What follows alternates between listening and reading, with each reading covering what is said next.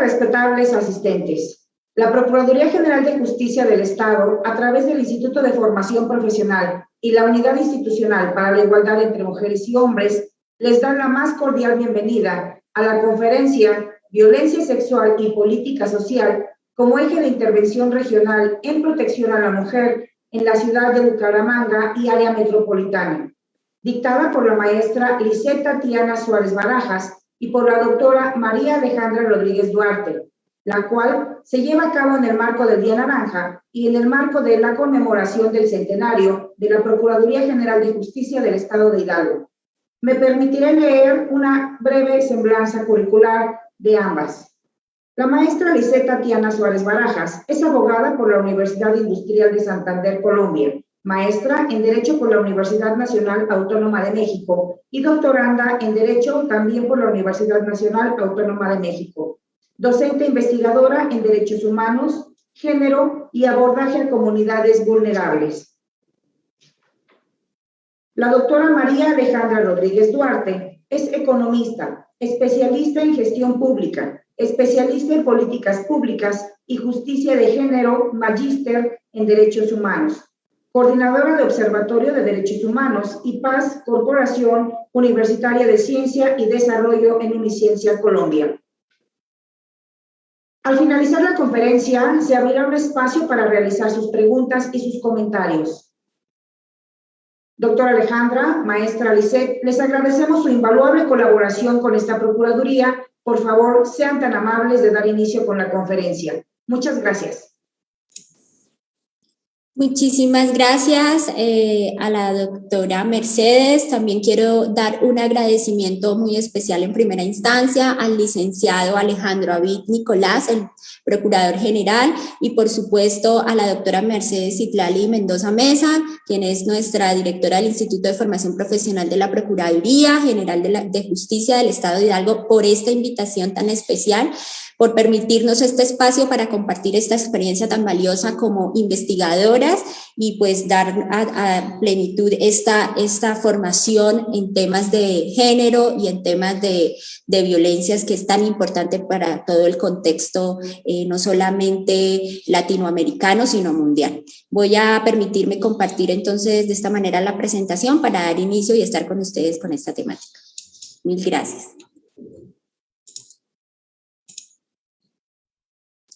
Bueno, pues como lo mencionó la doctora Mercedes al inicio de la presentación, nuestro tema denominado Violencia Sexual y Política Social como eje de intervención regional en protección de la mujer,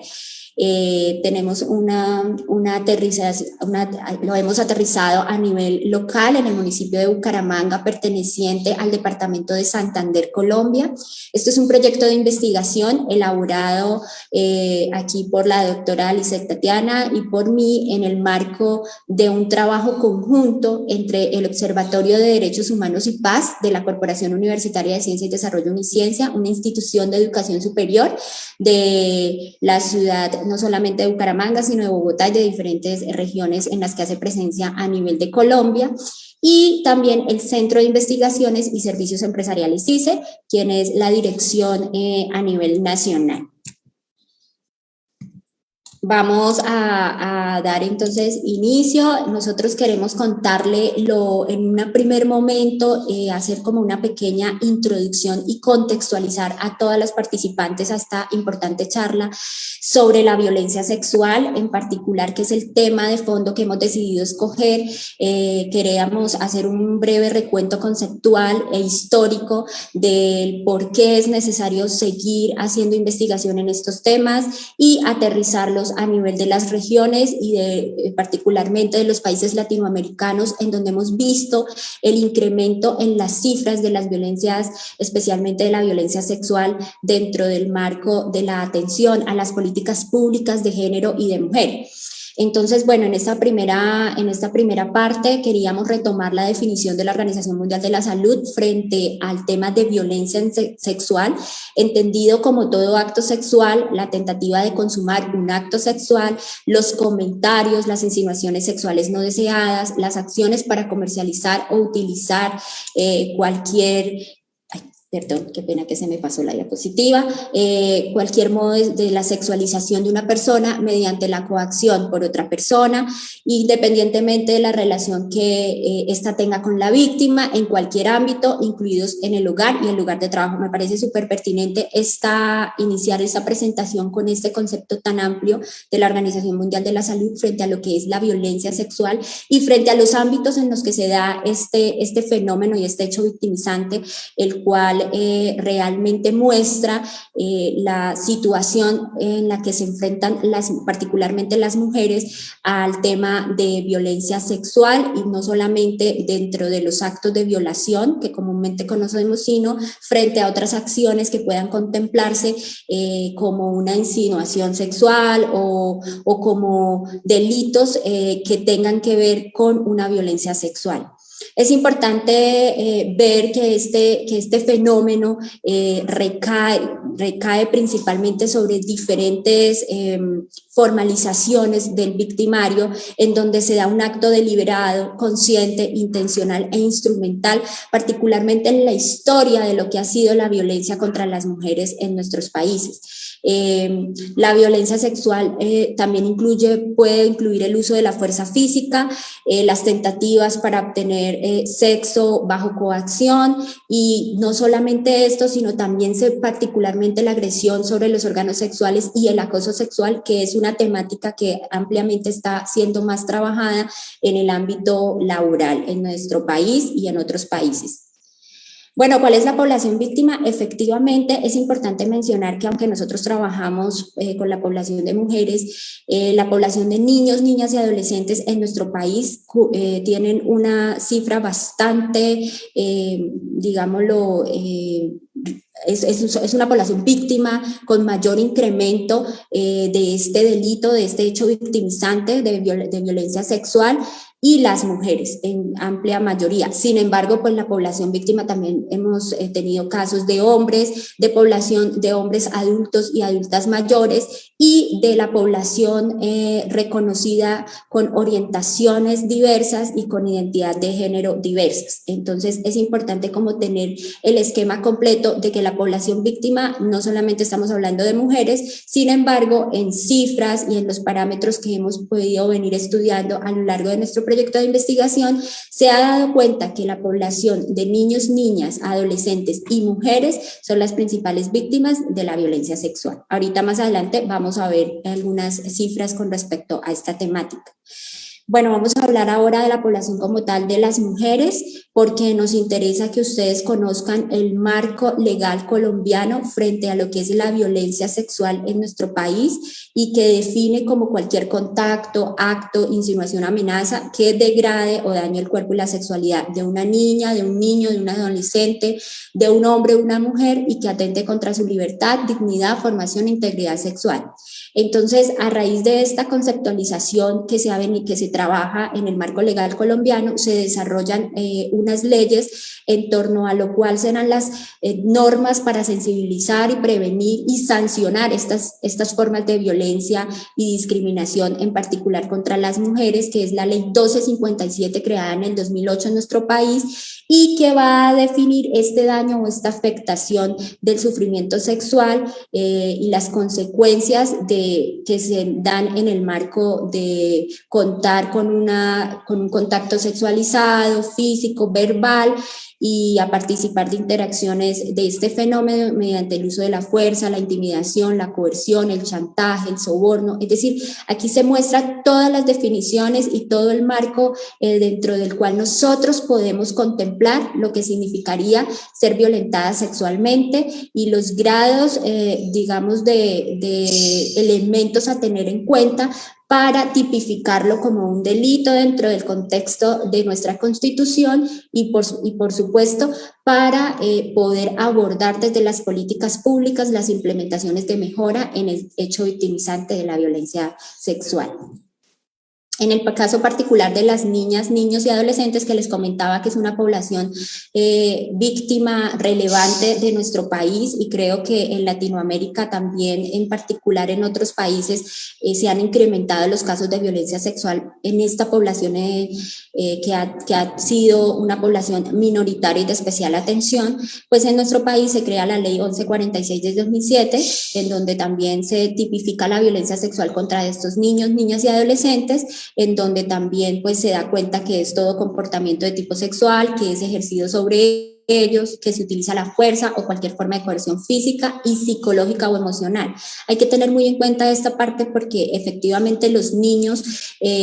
aquí particularmente lo dice, se han aprovechado de ellos en sus condiciones de indefensión y de desigualdad en una relación de poder que existe entre las víctimas y sus posibles agresores. Entonces, esto hay que tenerlo muy en cuenta porque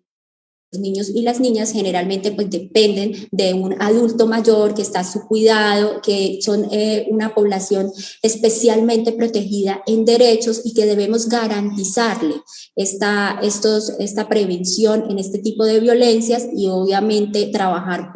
porque no se repitan hechos de violencia sexual, que trae graves consecuencias para el desarrollo de su vida, de su proyecto personal, de cómo este niño, niña y adolescente va a ver su futuro y la salud mental, que estos dos temas,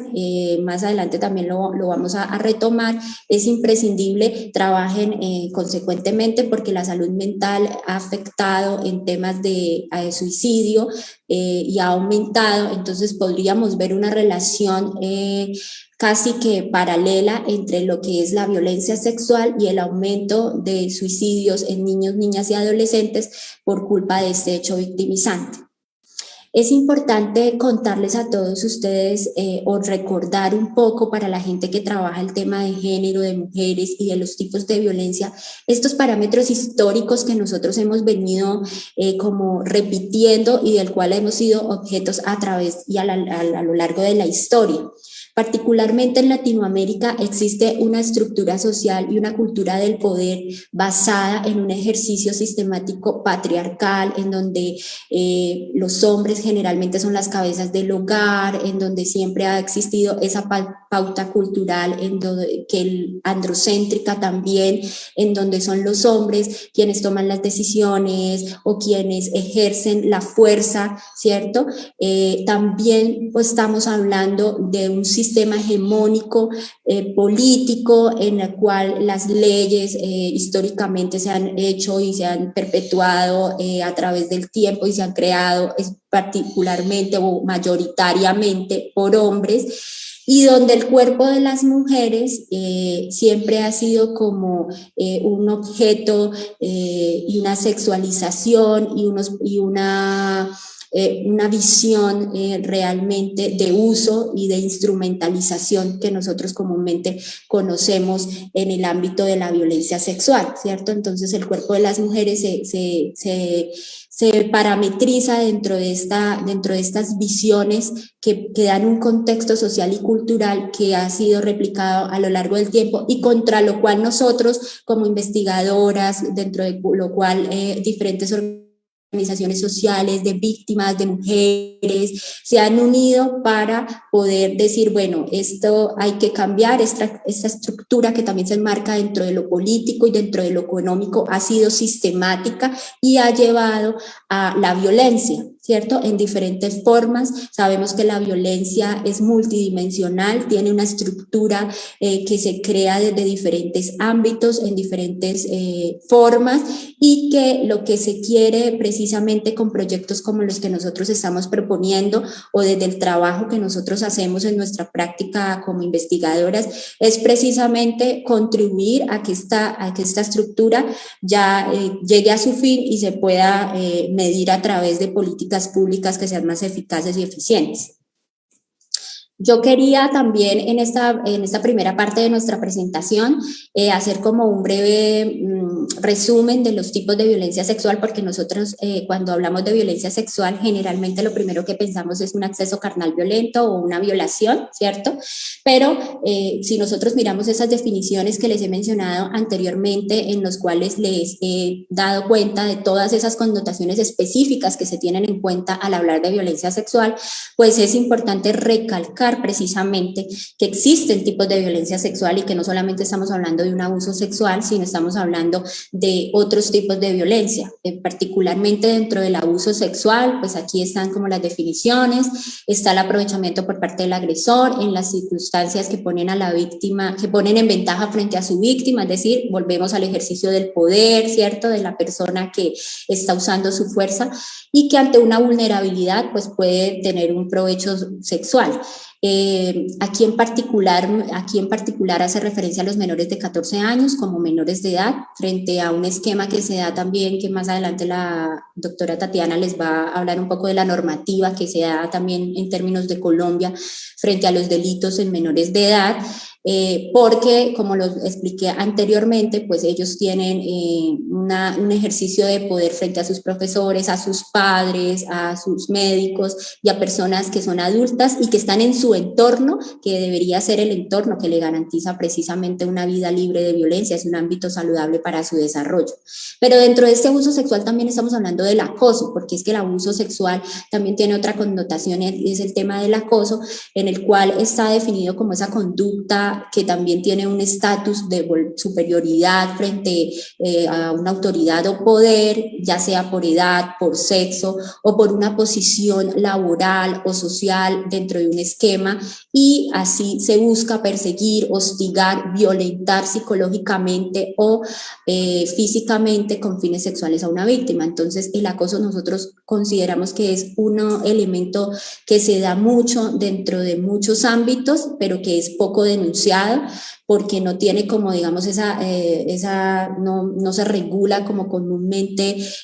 sino frente al tema laboral, y no se ve desde una amplitud de las multidimensiones que yo considero que deben tenerse en cuenta. También estamos hablando de una explotación sexual, en donde ya hablamos de fines comerciales, económicos, en donde se ve a una víctima con un fin netamente digámoslo, de tipo comercial, un objeto que puede ser prácticamente pues vendido. Dentro de este ítem de explotación sexual hemos trabajado o se trabaja el tema de trata de personas con fines de explotación sexual, que sabemos que es un delito o un hecho victimizante que está también relevante en el mundo, no solamente en los países de Latinoamérica, porque la trata de personas con fines de explotación sexual ha ido en aumento y es también de especial atención. También estamos hablando de la esclavitud sexual o la prostitución forzada, que a diferencia pues del otro tipo de explotación, aquí también hablamos de un ejercicio de propiedad del victimario sobre las víctimas para obligarlas a realizar actos de naturaleza sexual y obtener algunos beneficios de este tema. No necesariamente el tema de la prostitución, que es otro tema que es muy interesante también trabajar, tiene que ver con una prostitución individual y consciente, sino muchas veces hay una esclavitud sexual detrás de ese fenómeno de la prostitución. El embarazo forzado, pues que evidentemente pues no se puede obligar a una mujer que se ha dejado embarazada por la fuerza o que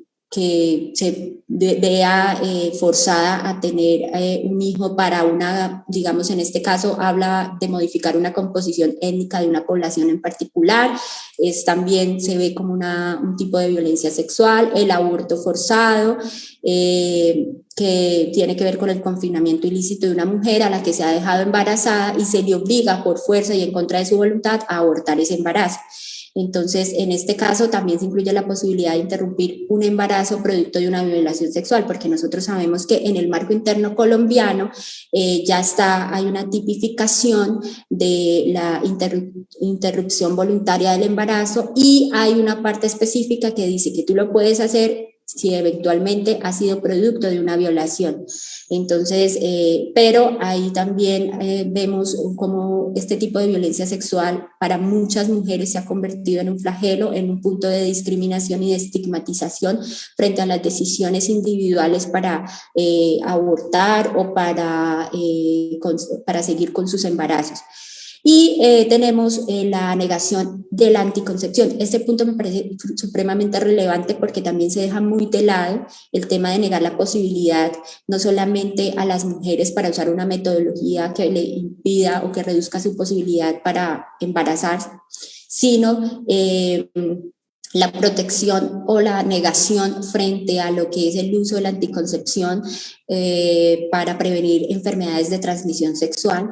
Este tipo de violencia sexual también se ve muy en el marco de los hogares, de las parejas, porque evidentemente no es denunciada, porque digamos que quedan en casos aislados, el que tú le cuentas a tu pareja, que le cuentas a tus amigas o a tu entorno que tu pareja no usa preservativos porque no le gusta o porque siente que no tiene las mismas sensaciones en su parte erótica y se sexualiza y se violenta, digamos, en una forma de negación a tu protección frente a lo que no solamente va a ser el embarazo, sino enfermedades de transmisión sexual. Es un tipo de violencia sexual y debe estar enmarcada dentro de los parámetros de la política pública y dentro de las connotaciones que nosotros estudiamos como violencia sexual. También estamos hablando de matrimonio forzado, de las torturas en personas protegidas. Estos dos últimos me gustaría detenerme un poco porque voy a hacer como una breve descripción de lo que ha sido la violencia sexual en el marco del conflicto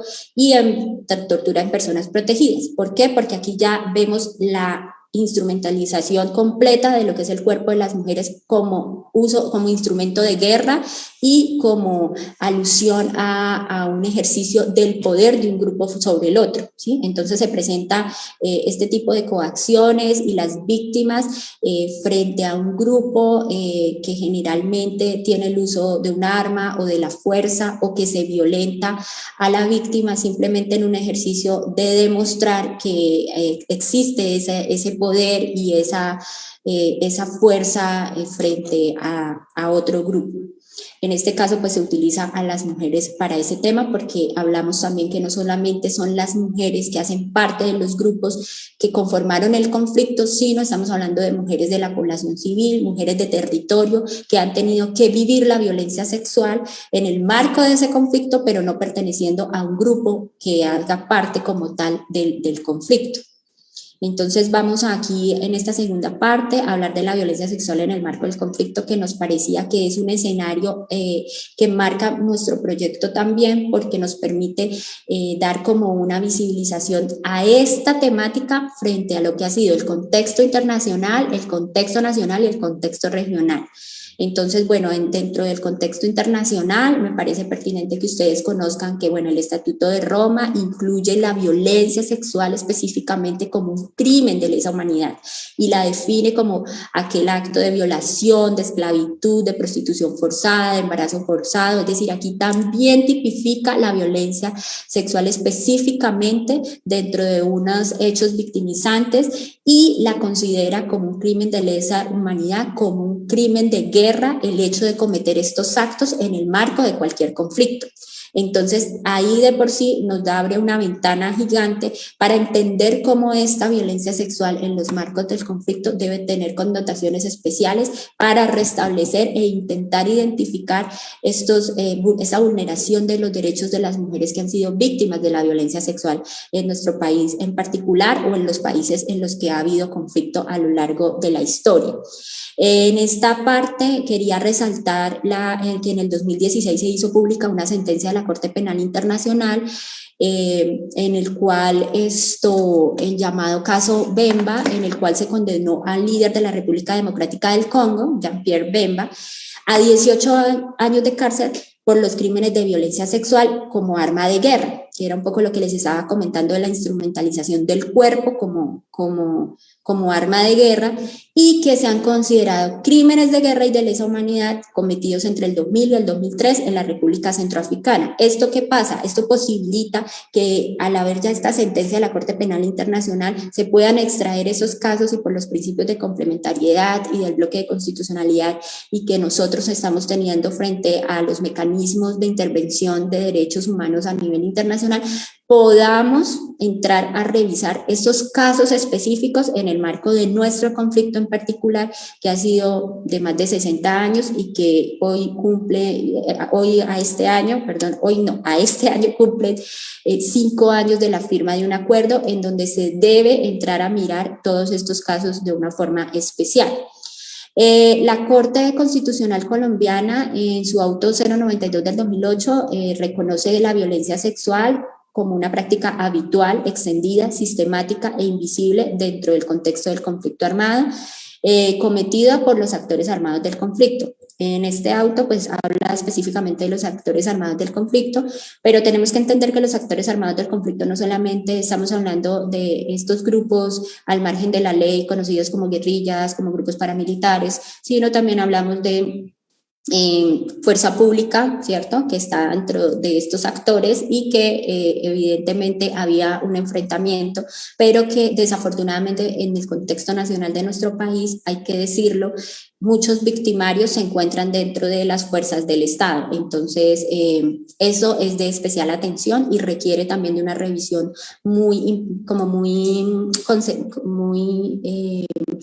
una revisión bastante minuciosa de lo que han sido los diferentes autores de estos hechos victimizantes en nuestro país. El derecho internacional establece unos estándares que deben ser aplicados, como lo mencionaba, y particularmente en Colombia queríamos como contarles que se crea esta justicia transicional que abarca como toda la legalidad frente a lo que dice el acuerdo de paz y lo que va a pasar con esas víctimas, ¿verdad? Porque lo más importante es que ya después de atravesar por un contexto de conflicto y dentro del cual la violencia sexual ha sido como un hecho relevante, se crea precisamente este instrumento en el cual se articulan 4 dimensiones que se buscan establecer: la verdad, la justicia, la reparación y las garantías de no repetición. Es decir, vamos a trabajar con una justicia transicional que permita identificar no solamente el hecho victimizante, sino permita trabajar todas estas 4 dimensiones con las víctimas y con sus victimarios y con el territorio dentro del cual se dieron estos hechos, porque nosotros sabemos la especial relevancia que tiene la relación de una violencia sexual o una violencia de género dentro de un territorio en particular, en poblaciones diferenciales. Entonces, esto es importante establecer como estos parámetros para poder, digamos, incidir en los temas de trabajo de las políticas públicas. Esto que tengo al final es simplemente como para que ustedes tengan un poquito presente las cifras en términos de lo que ha sido el conflicto en Colombia, que revela que casi que el 78% de las 875.437 mujeres que han sido víctimas del conflicto han declarado ser víctimas de violencia sexual. Es decir, que estamos hablando que muchas de ellas, no solamente el hecho victimizante de violencia sexual, sino se enmarca dentro de la multidimensionalidad de lo que es la violencia. ¿Por qué? Porque muchas de ellas fueron desplazadas, torturadas, tuvieron que ver cómo, pues, por ejemplo, asesinaban a sus familiares y al mismo tiempo sufrieron de violencia sexual. Es decir, no es una violencia aislada, un solo tipo de violencia, sino se enmarca dentro de otros contextos un poco más complejos, lo que hace mucho más pues, terrible este panorama y, pues, como lo dice en la diapositiva, más escandalosa la cifra, porque en promedio han sido agredidas al año más de 145.906 mujeres, 12.158 al mes, 400 cada día y 16 mujeres cada hora. Sin contar, esto estamos hablando de cifras que dan cuenta, por ejemplo, en los Centro Nacional de Memoria Histórica, ¿cierto? Que cuenta como todo este contexto del conflicto armado en Colombia, sin tener en cuenta los subregistros. Aquí llamamos subregistros a las personas que no han denunciado o que no se encuentran registradas dentro de este registro único de víctimas, no se han hecho estas respectivas denuncias, que sabemos que hay muchísimas más. Pues en el 2011 se promulga esta ley 448, que es la ley conocida como Ley de Víctimas y Restitución de Tierras, y se establecen todos estos mecanismos de reparación para intentar atender estos aspectos diferenciales, para restituir, indemnizar, rehabilitar, satisfacer y sobre todo brindar estas garantías de no repetición a estas víctimas. También se creó el Centro Nacional de Memoria Histórica, el cual vela precisamente en un ejercicio de reconstrucción de memoria, todos los hechos victimizantes que deben ser contados para garantizar también esta no repetición, y que sigue siendo una herramienta fundamental dentro de un proceso de conflicto, sea cual sea, porque independientemente que estemos hablando de un contexto nacional de conflicto armado, digamos que los conflictos que son inherentes un poco también al ser humano se dan también dentro de otros esquemas a nivel del territorio. Y es importante, y quería mencionarles que particularmente en Colombia, la ley 1820 del 30 de diciembre del 2016, que regula esas amnistías e indultos en los crímenes cometidos en este contexto del conflicto armado, en el acuerdo que se firmó de paz, en este 2016, especifica que la violencia sexual no será en ningún caso objeto de amnistía o indulto. ¿Sí? Esto es súper importante en el artículo 23. ¿Por qué? Porque ustedes saben que dentro de la firma de un acuerdo, de un contexto de sentarse a una negociación, siempre las partes van a intentar como dejar algunos hechos por fuera, y específicamente la violencia sexual no será objeto de ningún tipo de amnistía o indulto, lo que hace que se ponga a la mira frente al contexto, bueno, vamos a ver quiénes son las víctimas de violencia sexual, y se abra como un macrocaso especial dentro de la Jurisdicción Especial para la Paz y dentro de lo que es todo el sistema. En el 2014 se aprobó la ley 1719, que es la base normativa para todo el tema de la libertad de integridad sexual en el marco del conflicto. Aquí ya esto es específico para la violencia sexual, para aquellas pues obviamente asociadas al marco de lo que estamos hablando, del conflicto armado, y pues también hay una definición acerca de lo que es la violencia sexual en el marco de este conflicto. Hay otras leyes que han modificado esas leyes anteriores y que cobran vigencia.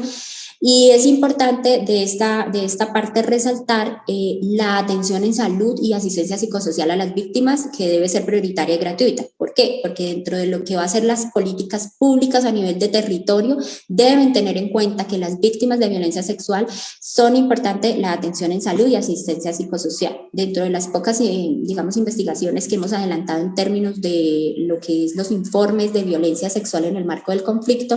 muchas de esas víctimas relacionan que nunca han recibido una asistencia psicosocial, que ellos después de su hecho victimizante han estado, digamos, como a la deriva, no han recibido como por parte del Estado o del gobierno una asistencia en estos temas, que es fundamental para, digamos, como forma de restablecimiento un poco del derecho que fue violentado, porque sabemos que el hecho victimizante como tal requiere de una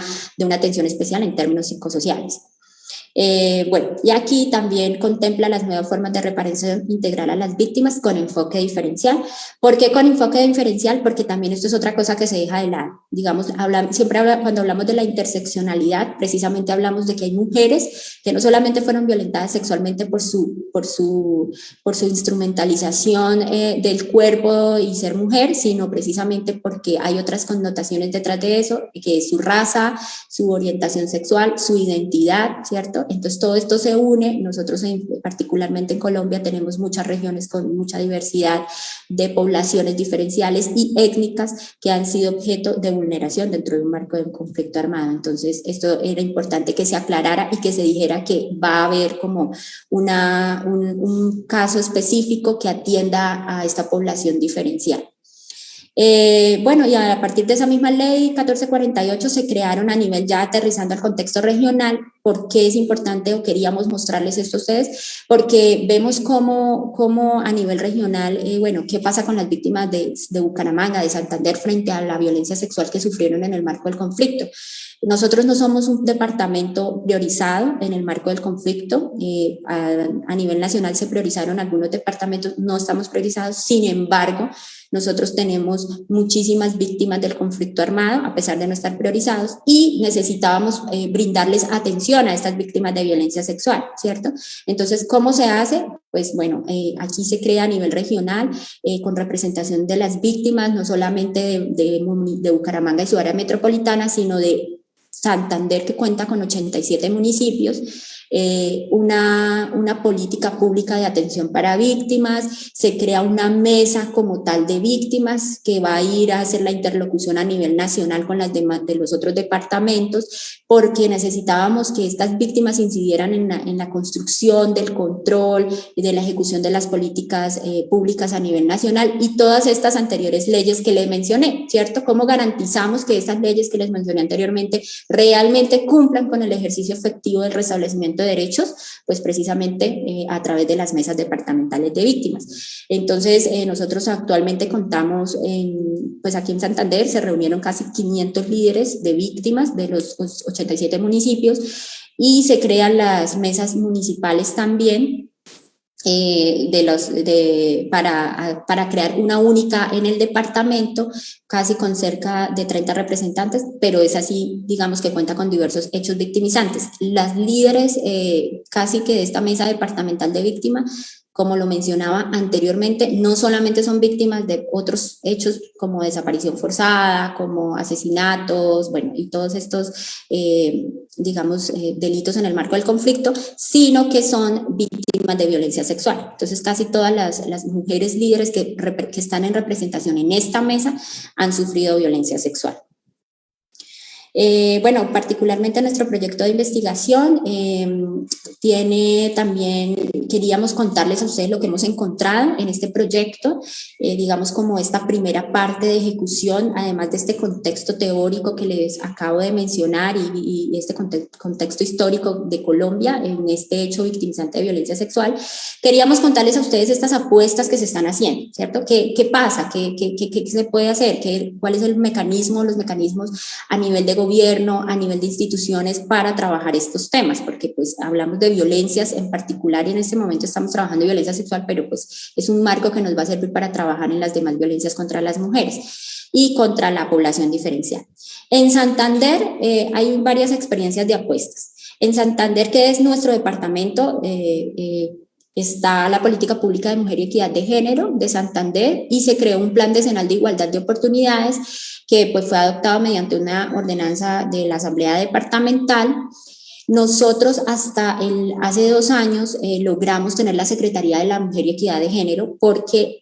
esta era como digamos una arista que pertenecía a la Secretaría de Desarrollo, que generalmente era liderada por un hombre. Entonces, siempre llamaba la atención que no teníamos Secretaría de la Mujer, teníamos una unidad de la mujer adscrita a una secretaría que generalmente el secretario era un hombre. Entonces, bueno, digamos que dentro de la lucha que se da en una cosa que tenemos que se llama el Consejo Consultivo de Mujeres de Santander y esa interlocución y coordinación entre las mujeres y el gobierno local, se logró crear la Secretaría de la Mujer y Equidad de Género en el 2019. ¿Por qué? Porque también se necesitaba poder hacer la evaluación de esta política pública que, como ustedes ven, estaba ya desde el 2016 como formulada, pero que a hoy, pues ya después de casi 10 años de tener esta política formulada, se requería de una evaluación consensuada y una evaluación bastante minuciosa frente a lo que ha sido esta política pública y si realmente responde a las necesidades de las violencias de las mujeres en nuestro departamento. Entonces, este Consejo Consultivo de Mujeres ha permitido y ha logrado una interlocución y una coordinación bastante interesante para poder evaluar esta política pública y para crear la Secretaría de la Mujer tan necesaria en nuestro departamento. Particularmente y aterrizando ya a Bucaramanga y su área metropolitana, el área metropolitana aquí, no sé si lo alcanzan a ver, está compuesta por Bucaramanga, que es el municipio capital del departamento, pero lo conforman también la ciudad de Floridablanca, Piedecuesta y Girón. Estamos hablando de 4 municipios que conforman el área metropolitana del departamento. Entonces, han habido algunas apuestas a nivel del municipio,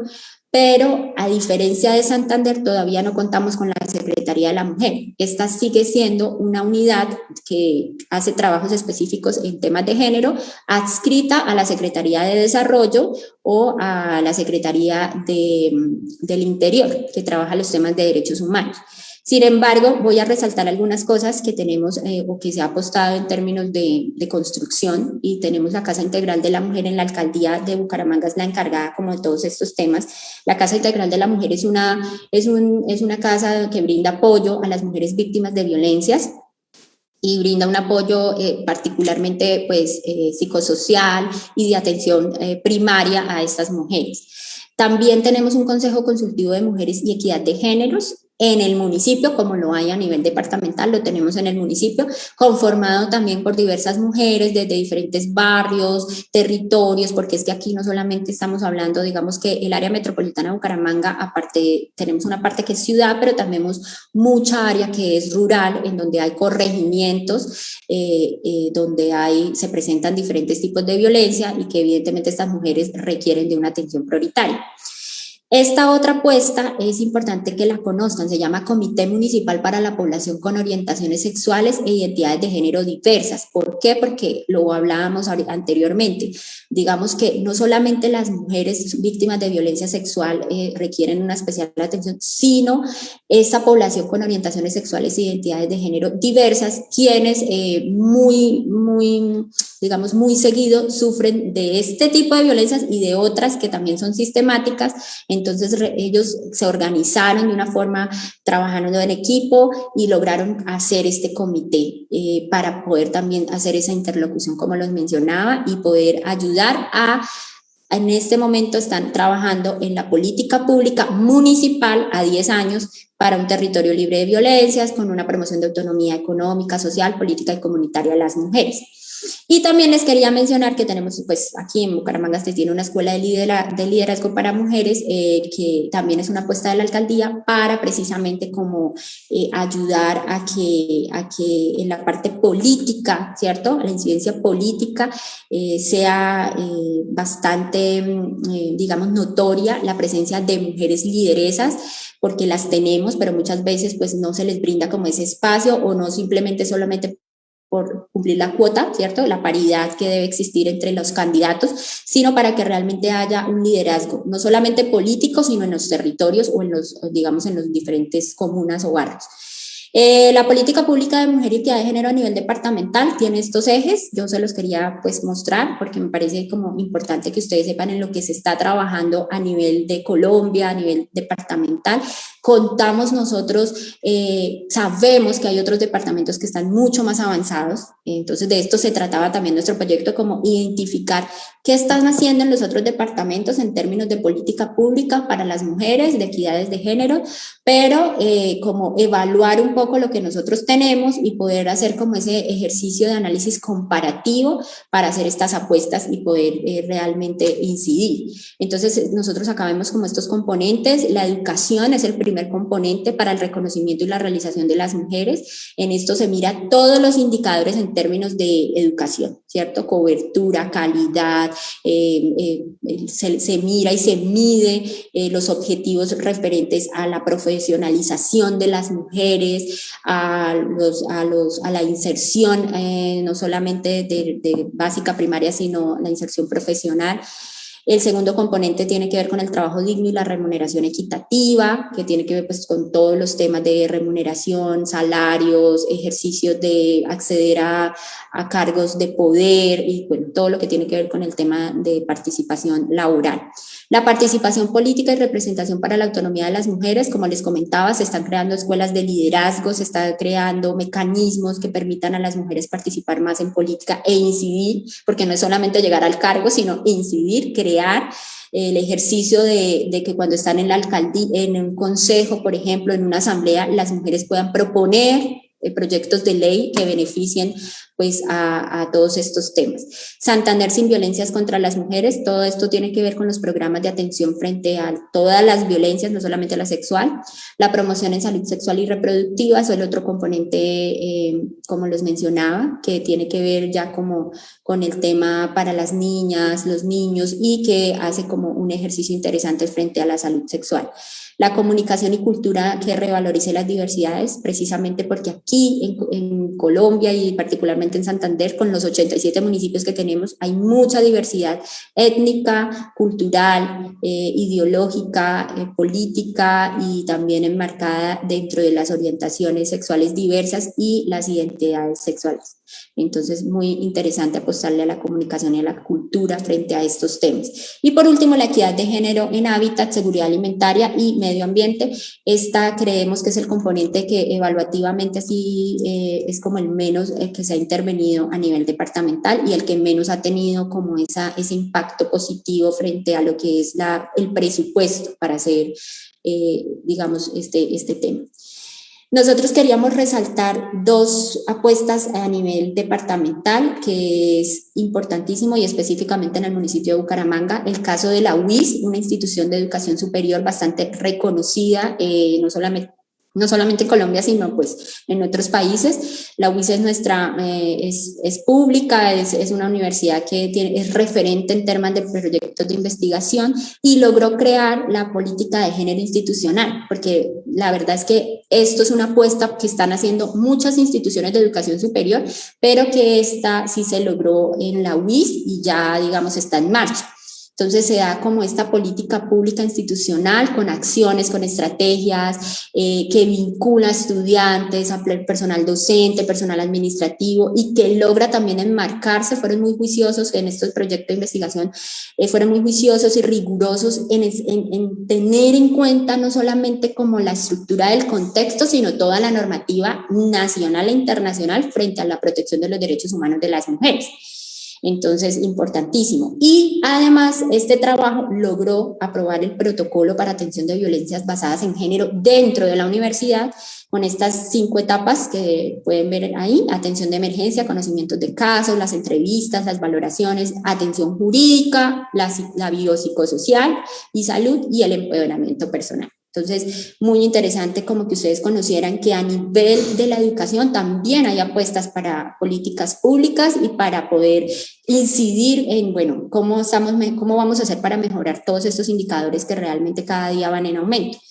La trayectoria de Proinapsa, que es como el instituto que ha hecho posible esta política pública al interior de la institución, quería simplemente mostrárselas en esta imagen. Proinapsa nace como un proyecto de investigación, lo cual demuestra que los proyectos de investigación sí son apuestas reales y que pueden tener un impacto positivo frente al desarrollo de políticas públicas y frente al desarrollo de disminución de hechos violentos. Entonces, ahí vemos cómo, imagínense, esta institución, digámoslo así, esta fundación Proinapsa, que hace parte pues, de la Universidad Industrial de Santander y que se ha adscrito a la Universidad Industrial de Santander, tiene más de 35 años trabajando en estos temas y ha logrado a través del tiempo crear todas estas apuestas en temas de salud sexual y de salud sexual reproductiva y todo lo que tiene que ver con la política pública de género. Entonces, como lo podemos ver acá, ha sido un trabajo arduo, pero que es un trabajo que se nota que logra el impacto que uno desearía con un proyecto de investigación. Y finalmente, para darle paso a mi compañera Tatiana, está el consultorio G, es una apuesta desde Uniciencia, desde el lugar de mi institución de educación superior para la cual yo estoy trabajando, desde el Observatorio de Derechos Humanos en compañía con la doctora Lisette, que hemos venido trabajando. Decidimos también hacer una apuesta con un proyecto, digamos, complementario a este de violencia sexual, ¿cierto? Que es el consultorio G, es un consultorio, un centro de atención integral para la defensa, la promoción y la atención en prevención de violencias de género en nuestro departamento y donde estamos trabajando conjuntamente para tener un consultorio específico de atenciones. Ahorita más adelante la doctora Tatiana les mostrará cómo funciona un poco la ruta, pero nosotros tenemos unas rutas de atención de violencias que son, digamos, a nivel departamental o a nivel municipal, ¿cierto? Pero digamos que hacen parte de esa ruta diferentes instituciones, es decir, la víctima, si es víctima de cualquier hecho victimizante, tiene que acudir a cada una de las instituciones por separado y no necesariamente en el mismo día. ¿Qué dijimos nosotros? Creíamos un consultorio en donde pueda la víctima recibir una primera atención. en las diversas áreas, psicología, trabajo social, derecho, y va a haber un equipo de investigación, ¿cierto? Porque la víctima pues a veces está desorientada, no sabe a dónde acudir, y nosotros somos fuertes, nuestra institución, en derecho. Muchas veces las víctimas tampoco cuentan con un abogado que los acompañe a esa ruta de atención y que les dé garantías de sus derechos, ¿cierto? Porque a veces las víctimas están siendo revictimizadas, van al sitio, no los atienden, les dicen que no pueden denunciar. Bueno, hay como 50.000 situaciones alrededor de eso que nosotros identificamos en nuestro proyecto, ¿cierto? Y decimos, bueno, no, esto tiene que cambiar, tiene que haber otro mecanismo, y por eso decidimos como hacer esta apuesta para este consultorio G, que básicamente es el siguiente esquema. Nosotros vamos a contar en una primera, son como dos fases de proyecto o de implementación de consultorio G, que el primero tiene que ver con una primera atención en psicología, trabajo social, en una parte académica, que van a ser los encargados de analizar las cifras, todo lo que llegue de casos a nuestro consultorio, y la atención, como lo venía diciendo, del consultorio jurídico, es decir, de personas que hagan efectivo el restablecimiento de los derechos de la víctima y que logre eso que se está como coartando en este momento, o que se está cortando, porque la ruta hemos identificado que muchas veces se vuelve inefectiva o no es lo suficientemente pues eficaz frente a estas denuncias de las víctimas, que en algún momento abandonan la ruta a mitad de camino, o que muchas veces ni siquiera hacen las denuncias porque están siendo revictimizadas o consideran que no reciben la respuesta que ellas están necesitando. Y la segunda fase, como lo ven ustedes, son todas estas instituciones, que estas instituciones hacen parte de la ruta de atención de violencias de nuestro municipio y departamento: la policía, la comisaría de familia, la defensoría del pueblo, la fiscalía, medicina legal, y la gobernación y la alcaldía, pero que en una segunda fase estarían haciendo presencia en nuestro consultorio con un funcionario que haga parte de estas instituciones y que obviamente esté completamente capacitado en temas de género, en temas de violencias, que eso es otra cosa que hemos visto con la doctora Tatiana. Muchas veces los funcionarios públicos no tienen ni idea qué es género, no tienen ni idea los tipos de violencias que existen. Entonces, pues evidentemente esto imposibilita que la gente tenga una concepción real y consciente de lo que es ser víctima de violencia de género en el contexto actual. Entonces, eso es supremamente importante. Finalmente, pues estos son algunos datos, cifras. Medicina legal ha mostrado que en Colombia en particular, no sé qué esté pasando en México, pero en Colombia en particular, supongo que en Latinoamérica, por el tema de la estructura social que les mencionábamos de los parámetros, pasa algo parecido. En pandemia los casos aumentaron, los casos de violencia contra las mujeres, contra las niñas y niños aumentaron, específicamente también la violencia sexual aumentó. Y pues aquí hay algunas cifras. En lo que va del 2021 se han abierto 17.000 procesos de restablecimiento de derechos a menores de edad, porque realmente es impactante este fenómeno de violencia sexual en los niños, niñas y adolescentes. Entonces es de especial atención. Por ejemplo, aquí dice que uno de los factores que más preocupa es que el 72% de los casos de la violencia sexual ocurren en el hogar, es decir, el entorno que se debería ser el entorno saludable en el cual un niño o niña se desarrolla, es el entorno que ahorita está siendo el principal victimario para este hecho. Entonces, y en Santander también vemos como los mayores casos no se están presentando solamente en mujeres, sino los mayores casos en Santander los reportan los menores de edad. Es decir, que esto es un fenómeno que tiene que ser bastante estudiado, que tiene que identificarse las causas y lo que hay detrás de este hecho victimizante, dentro de los cuales el hogar tiene que ver. Entonces, es una tarea que tenemos los investigadores, encontrar estas causas y poder trabajar articuladamente. Bueno, yo le doy paso a mi compañera Tatiana. Esto es básicamente el contexto. Mil gracias. Bueno, doctora Alejandra, muchísimas gracias en relación con toda la parte del diagnóstico, lo que encontramos acá en Colombia. Y ahora vamos a comenzar a aterrizar ya qué es lo que hemos encontrado, cuáles han sido, inclusive también la parte metodológica, la parte del desarrollo, la articulación con otras entidades para poder llegar a presentar pues estos resultados y comenzar a evidenciar el tema de la violencia dentro del territorio colombiano. Al momento de hablar de violencia, empezamos a hablar de una temática bastante amplia, bastante extensa, donde va a tener muchísimas caras y también muchísimos contextos. En relación con el tema de violencia de género y específicamente la violencia que llegan a sufrir las mujeres dentro del territorio colombiano, vamos a tener que analizar el tema un poco más amplio. Ya la doctora Alejandra comenzó a hacer un recorrido en relación con diferentes perspectivas y también analizándolo dentro del departamento de Santander. Primero, reconociendo que el tema de la violencia es una temática que va a afectar a todas las naciones, afecta principalmente a Latinoamérica. Tenemos unas cifras bastante fuertes y bastante preocupantes que empiezan a evidenciar que hay algo que no está funcionando bien. Entonces, este proyecto de investigación desarrollado por la Corporación Universitaria Uniciencia va a tener dos propósitos principales. Primero, evidenciar qué es lo que hay, cuáles son las herramientas que debemos y que podemos acudir para contrarrestar o para también afrontar las situaciones correspondientes. Y en tercer lugar,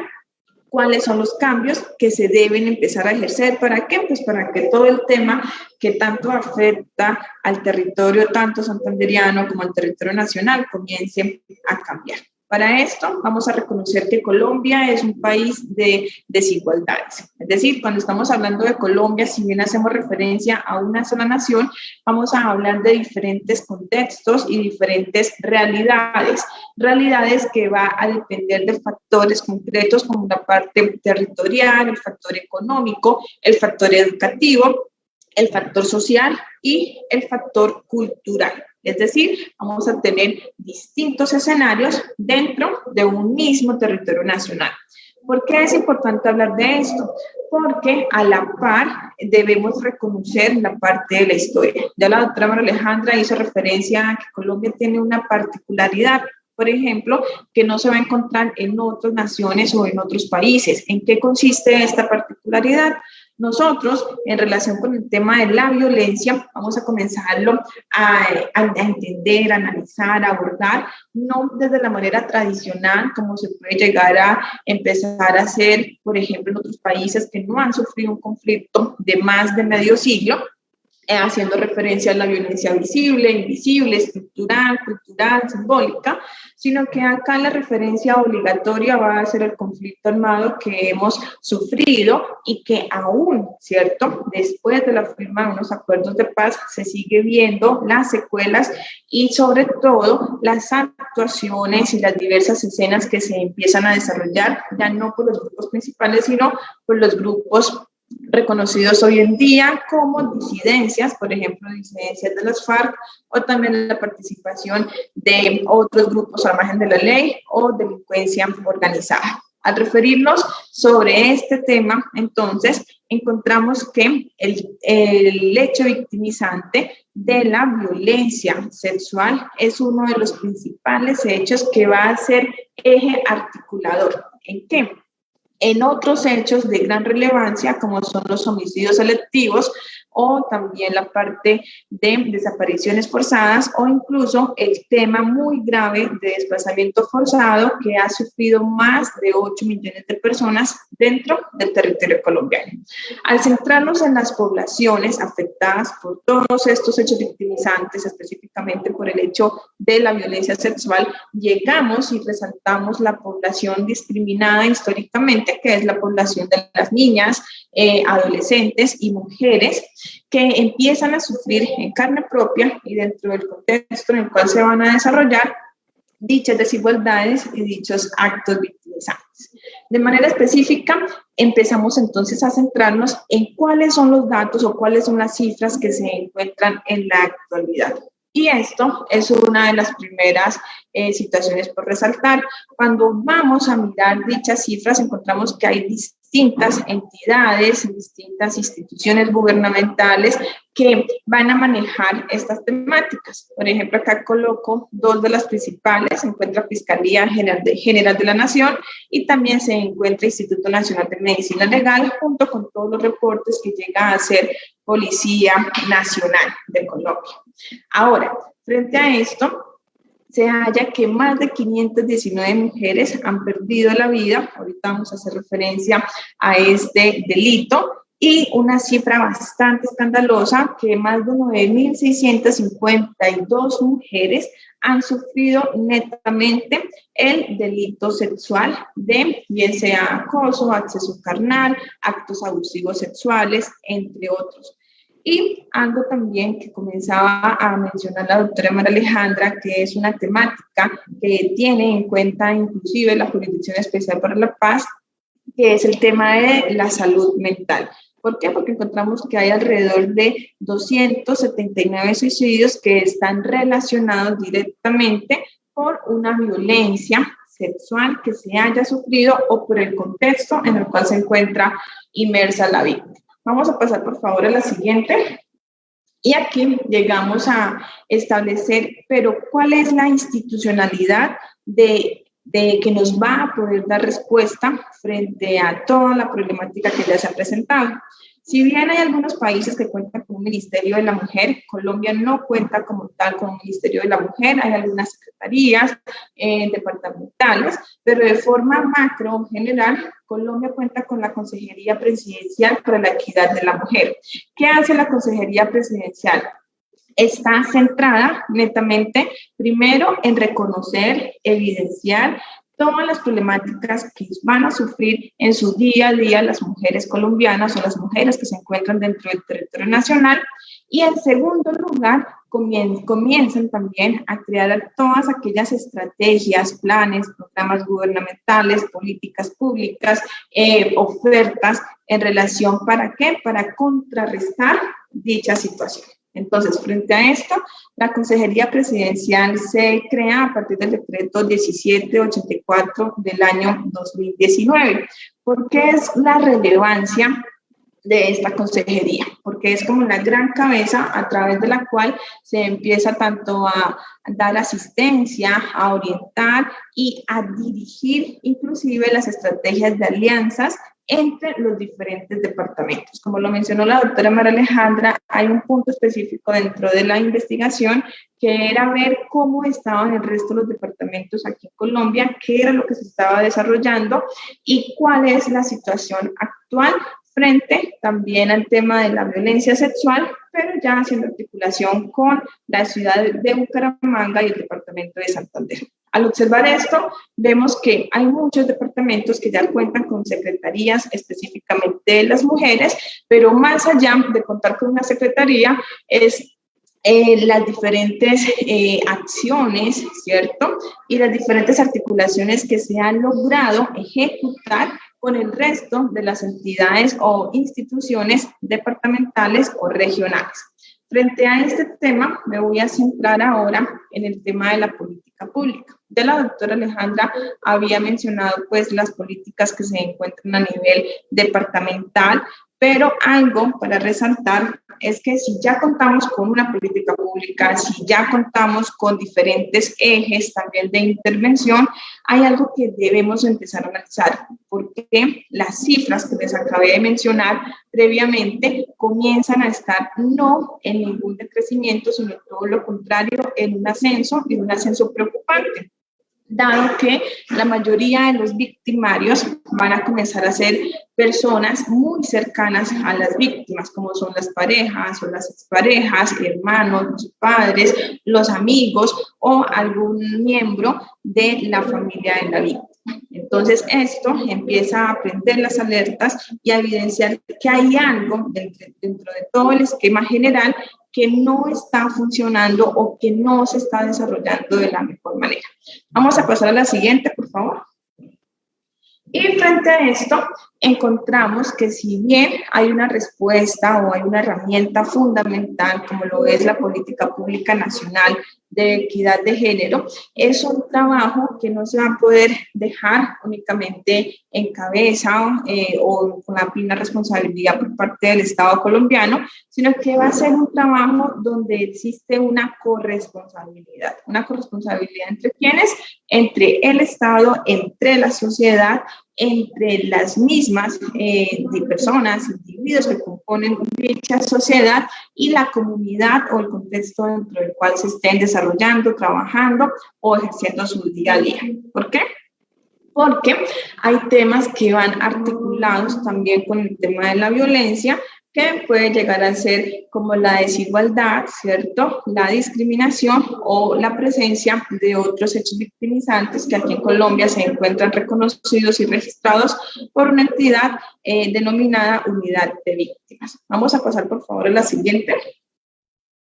Y llegamos entonces a la principal normatividad internacional y también el contexto nacional, es decir, todo lo que el Estado colombiano ha ido ratificando en pro de las víctimas de violencia sexual y también en pro pues, de las víctimas del conflicto armado acá en Colombia. Encontramos de forma principal la Declaración Presidencial de la Alianza del Pacífico sobre Igualdad de Género, también el Consenso de Brasilia, el Protocolo Facultativo de la Convención para eliminar todas las formas de discriminación contra la mujer, la ratificación de la Convención Interamericana para prevenir, sancionar y erradicar la violencia en contra de la mujer, o más conocida como Convención Belén do Pará.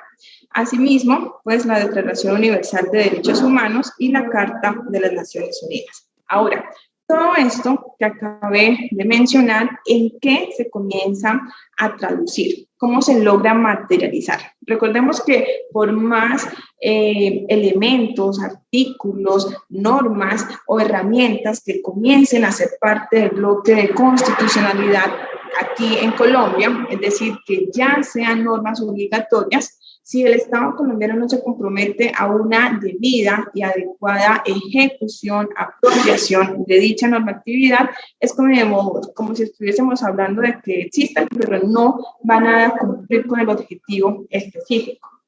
Entonces, para toda esta respectiva regulación, encontramos dos leyes principales. Vamos, por favor, doctora, a cambiar la diapositiva y hacemos referencia entonces a la Ley 1257 del año 2008 y a la Ley 1236 también del mismo año. ¿Cuál es la relevancia o la importancia de estas dos leyes? En primer lugar, que se reconoce la situación y se reconoce inclusive la parte de la historia en Colombia. Por eso menciono que cuando abordamos el tema de los derechos humanos, derechos fundamentales, las herramientas, el análisis, inclusive el desarrollo jurisprudencial, siempre va a estar de por medio también el tema del conflicto armado que se vive en el país. ¿Por qué? Pues porque va dejando no solamente secuelas, sino que inclusive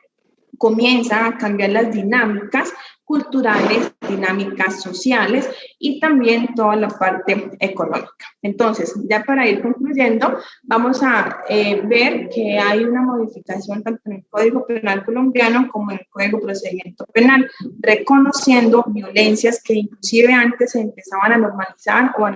naturalizar. Pasamos a la siguiente, por favor.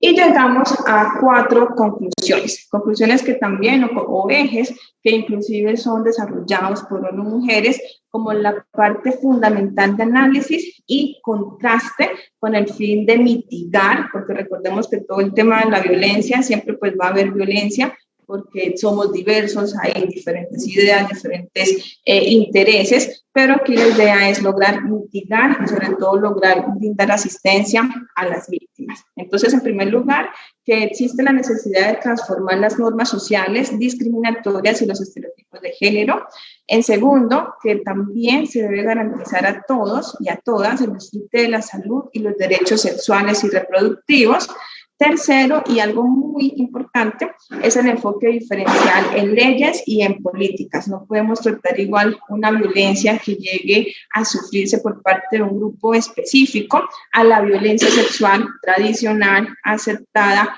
casi que inmersa dentro del entorno, como es el tema de que sufren a diario las diferentes mujeres dentro del territorio colombiano. Y por último, proteger y ampliar el ámbito cívico de las personas defensoras y las lideresas también de los derechos humanos,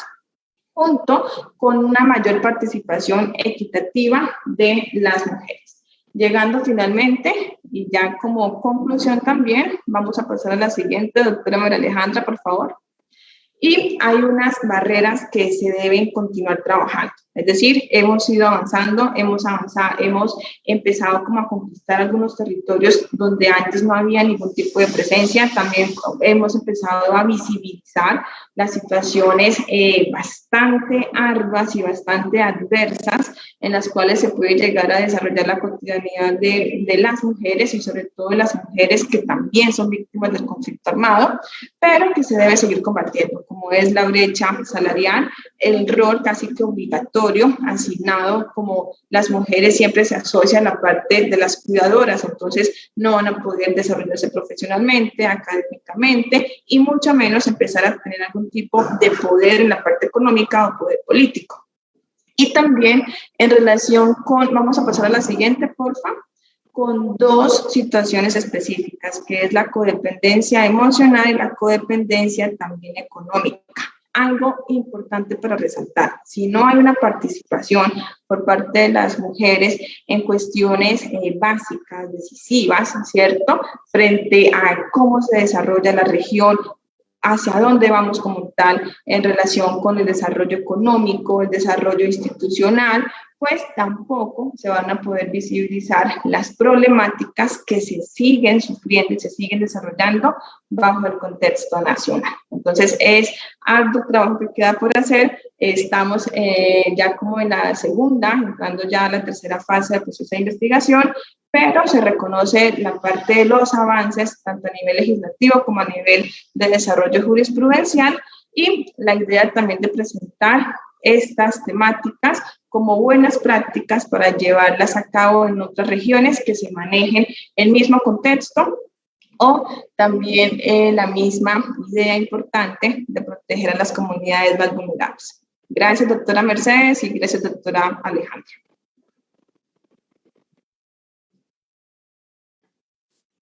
Mil gracias por sus tan interesantes aportaciones, maestra Lisette Tatiana Suárez Barajas y doctora María Alejandra Rodríguez Duarte.